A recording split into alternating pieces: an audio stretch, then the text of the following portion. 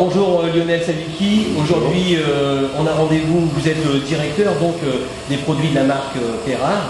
Et aujourd'hui donc on a rendez-vous avec vous pour que vous nous fassiez découvrir un petit peu la Passe-Pierre, qui est un peu le produit emblématique de la Côte d'Opale. Donc est-ce que vous pouvez nous expliquer ce qu'est la Passe-Pierre? Bon, en fait, bienvenue d'abord sur le site de production des produits Perrard. Bon, il faut savoir que la Passe-Pierre, M. Perrard l'a mise sur le marché, ça a été le premier à le mettre sur le marché il y a bien ça des décennies.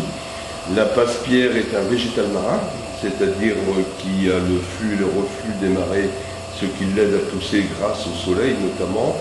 Il lui faut beaucoup d'humidité et de la chaleur, ce qui lui permet de pousser.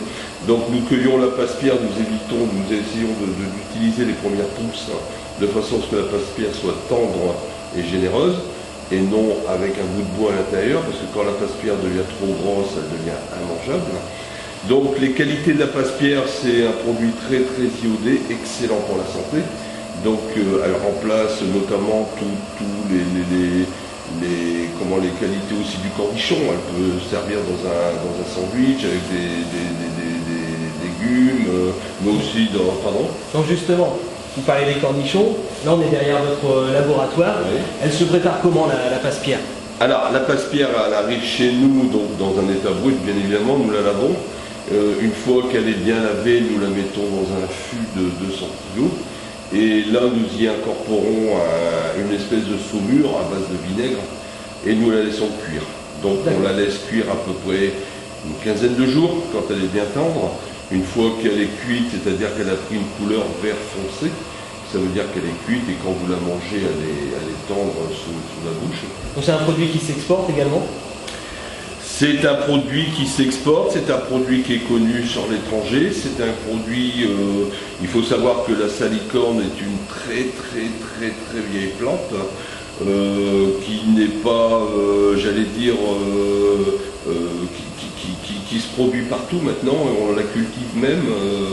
Vous avez dans certains pays, comme notamment les Japonais en sont très friands, donc vous aviez des cultures de salicorne dans des pays arabes et qui se portaient par avion complet au Japon. C'est un produit qui se prépare comment? Juste, si vous aviez une petite recette, ce que vous préférez?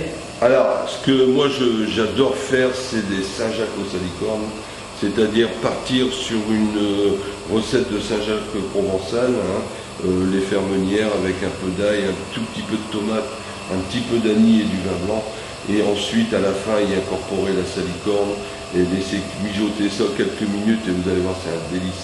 Mais vous pouvez faire aussi une omelette au salicorne. Vous pouvez remplacer vos haricots verts par de la salicorne. Il suffit juste de les rincer convenablement sous l'eau fraîche et puis de les faire revenir un petit peu au beurre. Vous allez voir, c'est un délice. Vous avez un millier de choses à faire avec la salicorne. Et surtout, pour plaire à vos invités le samedi soir quand ils viennent chez vous, vous leur faites un plat original qu'ils ne connaissent pas et vous les faites découvrir quelque chose de notre région. D'accord, alors si comme Lionel, vous avez envie de découvrir le produit, enfin de découvrir les produits justement de Lionel, le produit de la Passe-Pierre, n'oubliez pas, vous avez rendez-vous le jeudi 25 mai pour la seconde édition de la course de la Passe-Pierre en Côte d'Opale.